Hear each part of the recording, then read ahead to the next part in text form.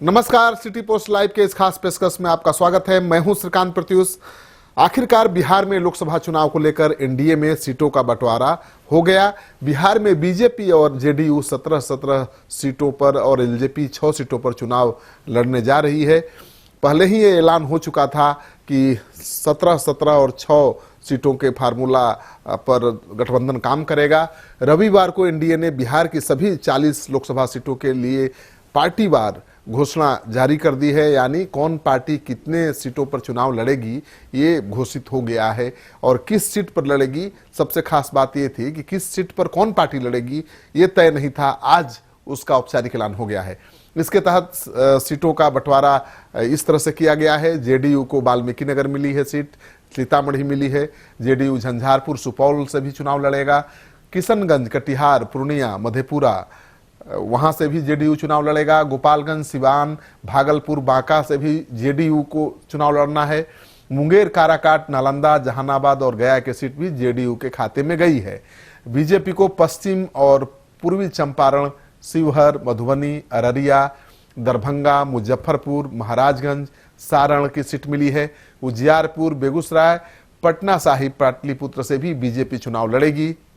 आरा, बक्सर, सासाराम और औरंगाबाद से बीजेपी चुनाव लड़ेगी। और लोजपा को भी 6 सीटें मिली हैं और इन 6 सीटों के नाम है वैशाली, हाजीपुर, समस्तीपुर, अररिया, जमुई, नवादा। यानी किस सीट पर कौन पार्टी चुनाव लड़ेगी ये सब कुछ फिक्स हो गया है।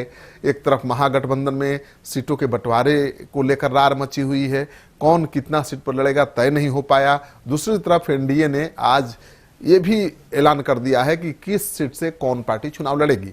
बंटवारे के तहत दोनों दलों जेडीयू और बीजेपी ने अपनी सीटों में फेरबदल की है।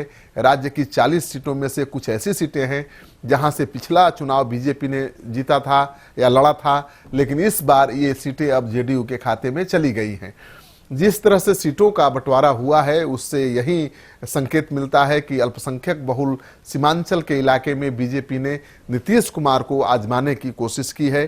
कोसी के साथ साथ सीमांचल इलाके में ज्यादातर सीटों पर जेडीयू ने अपने उम्मीदवार चुनाव में देने का फैसला लिया है।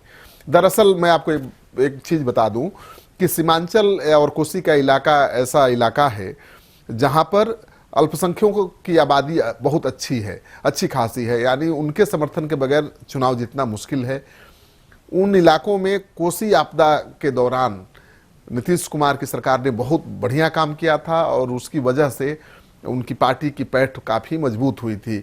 और नीतीश कुमार का जो सेकुलर क्रेडेंशियल है उसकी वजह से भी अल्पसंख्यक उनकी पार्टी को वोट करते रहे हैं।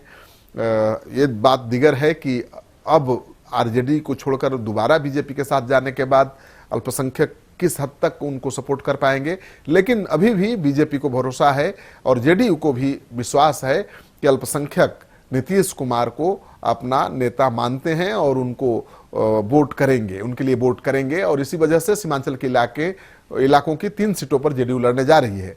जिस सीट को लेकर सबसे ज्यादा चर्चा हो रही है वो है भागलपुर की सीट। भागलपुर सीट से पिछला चुनाव शाहनवाज हुसैन ने लड़ा था, लेकिन वो चुनाव हार गए थे। लेकिन इस बार इस सीट को बीजेपी ने अपने खाते में ले लिया है, बीजेपी ने जेडीयू के खाते में दे दिया है।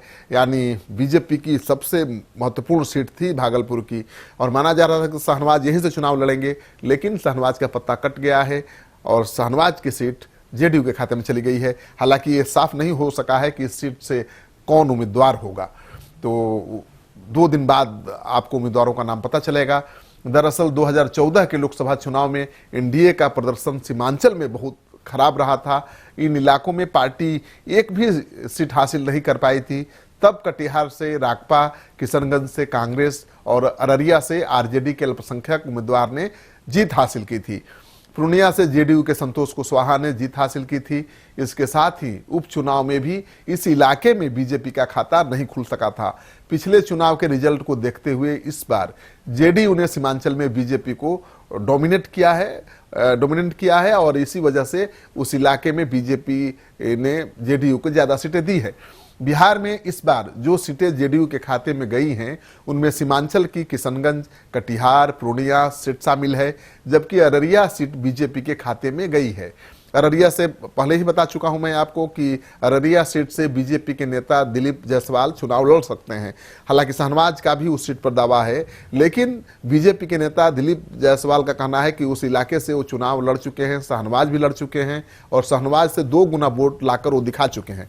इसलिए शाहनवाज नहीं जीत सकते, ये सीट उनको मिलनी चाहिए और ज़्यादा उम्मीद है कि उनको अररिया की सीट मिल भी सकती है। सीमांचल से उलट अगर मिथिलांचल की बात करें तो इस इलाके में बीजेपी को ज़्यादा सीटें मिली हैं और वो पीएम नरेंद्र मोदी की छवि को इस इलाके में भुनाने की कोशिश करेगी। तो एक तरफ जेडीयू के चेहरे को, जेडीयू के नेता नीतीश कुमार के चेहरे का इस्तेमाल कोसी और सीमांचल के इलाके में किया जा रहा है, वहीं पीएम मोदी के चेहरे का इस्तेमाल मिथिला के इलाके में किया जाएगा। बीजेपी के खाते में मिथिला की Madhubani seat, Darbhanga seat, Muzaffarpur seat, Begusarai seat गई है।